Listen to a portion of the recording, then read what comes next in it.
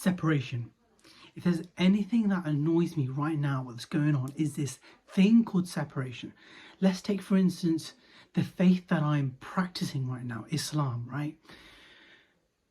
What really frustrates me right now is there's so much division, so much separation, so much sectarianism within the faith that I practice. You got Sunnis, you got Shias, you got Wahhabis, you got Salafis, you have Sufis. You have one group saying that other group is wrong.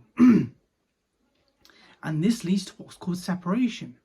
It's the very antithesis, it's the very polar opposite of unity, of oneness, of love. And what really pisses me off right now is that religion has got to a point that has become so indoctrinated, so much full of dogma. These rituals and practices are so meaningless because we get so sucked into what is right, what is wrong, what is permissible, what is permissible, what's so impermissible, that we forgot the spiritual sense, the spiritual essence of what Islam is. Essentially, Islam is never was and never was supposed to be a religion. It was a deen. A deen is essentially is a spiritual path, just like all the other religions out there, Christianity, Judaism, Hinduism. They all have this path, this spiritual path leading to oneness. Oneness. And so when I hear about this group criticizing and ostracizing another group, right, it just increases this sense of separation even more.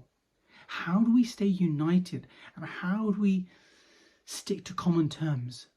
How do we get to a point where, you know what, we might have our differences, but the one essence, the one fundamental essence that we have in common is this oneness. And yet it's been so forgotten, it's been so lost right now within Orthodox Islam that the majority of people are not aware of it. And not aware of it. And I just wish I could just have this magic wand and say, you know what, let's just all sing to the one tune of oneness.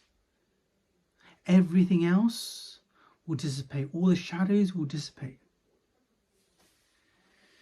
And so, my friends, I'm not saying that religion in itself, in its pure essence, is wrong.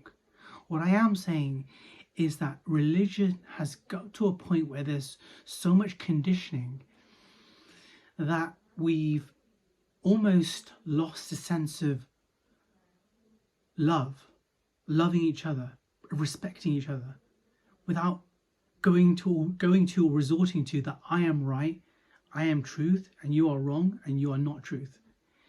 And it's become so conflicted right now that if we don't represent love, then essentially the world is in trouble. So my friends, my message to you is this.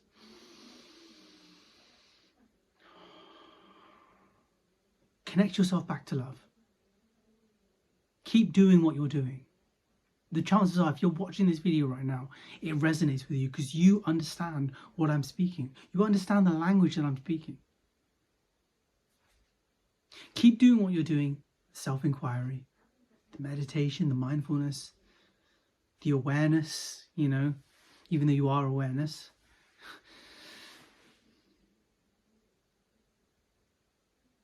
We need you more than ever. We need you to be that representative of love, something that you always have been and always were. So don't get sucked into the conditioning. And even if you feel like you've got this mindset of conditioning, it can be broken away. It can be breaking away. You can. Of course you can. And I'm so glad in a lot of sense that I went through ayahuasca, because when I went through ayahuasca, I really did spew out a lot of the conditioning that came with religion. Now, I'm not saying that you have to do ayahuasca. You may be called for it, you may not be. That's beside the point.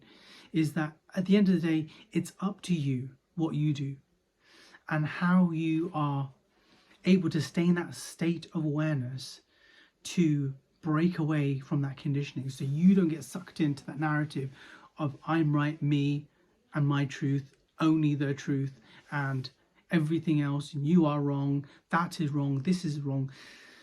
My friends, don't get involved with that. Don't get involved with that I am right business, because you never will win. You'll always create these, you will always be the loser, essentially. Because you're always right and everyone else is always wrong. And always use a sense of discernment. Discern what is true for you, what feels right for you, and what feels wrong for you. Do not follow influencers who believe they know the truth, who believe that they are it and they know everything. Because essentially by following these influencers and these leaders, essentially you're getting sucked into their conditioning, you're believing in their beliefs, inheriting their beliefs, creating these shitload of other beliefs in your own head, which were never really yours in the first place. They were just picked up along the way. So why do that? Discernment, discernment, discernment. Anyway, guys, I hope this video has resonated with you in some way, shape or form. If it has, great. Stick the thumbs up and like the video, whatever you need to do. I'll speak to you soon. Bye now.